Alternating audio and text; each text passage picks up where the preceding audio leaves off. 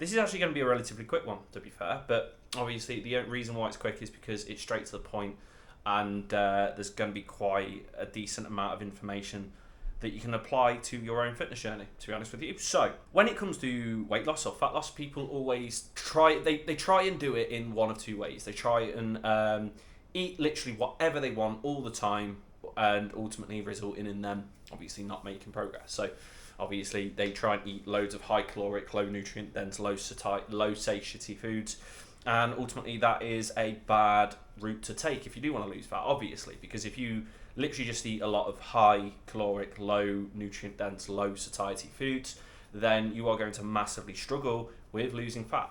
The amount of calories that you eat are going to be way more than what you burn off. However, there's also a lot of people that follow the concept of eat no high caloric foods, only eat nutrient dense foods, only eat in quote marks healthy foods, only eat this and this foods.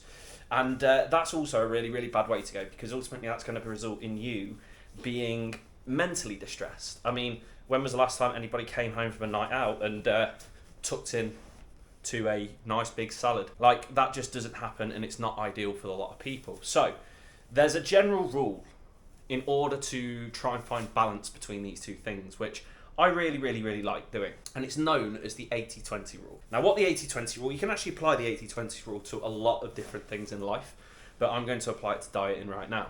So the 80-20 rule is quite simple. 80% of the foods that you eat should ideally come from whole foods. Whole foods, nutrient-dense foods, satiating foods, protein-dense foods, foods that you use to fuel yourself for your workouts, foods that are just going to make you feel good and ultimately are supportive towards your fat loss goal. 20% of the foods that you eat should ideally be focused, or basically just be eaten for the sake of it, because you want to eat it, because you like the taste of it, because it makes you feel good, because you want a drink. That's the general rule to follow. And if you want this spaced up a little bit better, then think of it like this, right? So let's say, for example, in order to hit your deficit, you need to be eating 2,000 calories a day. 2,000 calories a day, just for the sake of maths, it's probably more like 1,700, 1,600, but for the sake of maths, let's say 2,000. In order to make sure that you are losing fat, but also not being so restrictive and therefore following the 80-20 rule, focus it on this. 30 to 40% of your overall caloric intake, so 30 to 40% of those 2,000 calories,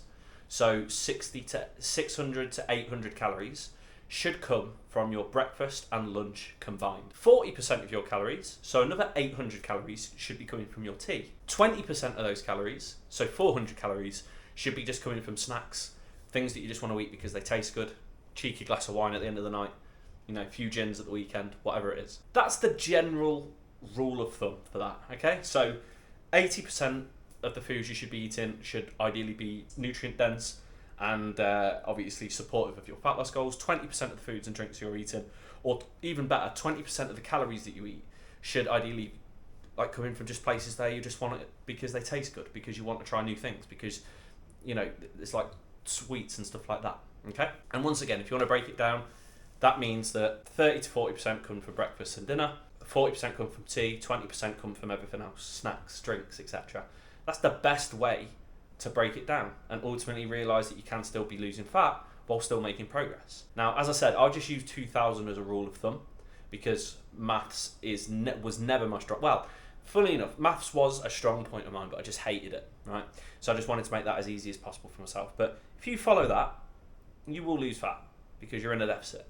And you also won't be restricting any of your favourite foods, drinks, or anything that you want to eat because they just taste good. And ultimately that will lead you to staying sane, and it will also lead you to adhering to your diet a hell of a lot easier because you're not feeling sacrificial, you're not feeling restricted, and you can still eat to a certain extent whatever you want.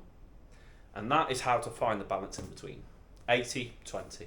80% of the foods you eat support for fat loss, 20% of the foods you eat should just be because you like them. And as I said, you can apply that to lots of things in life as well. Lots of things in life.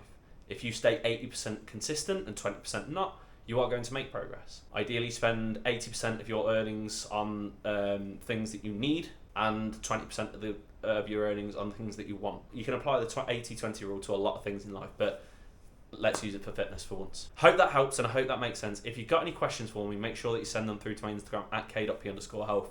If you want any of my free guides, including my Ultimate Eating Out Guide, my 5-ingredient recipe book, and my free alcohol cheat sheet, feel free to email me on my email address, kieran@kphealth.co.uk, and I'll be more than happy to send that through to you, no strings attached. In the meantime, take care of yourself, have a lovely rest of your day, have a lovely rest of your week, and I'll speak to you again soon.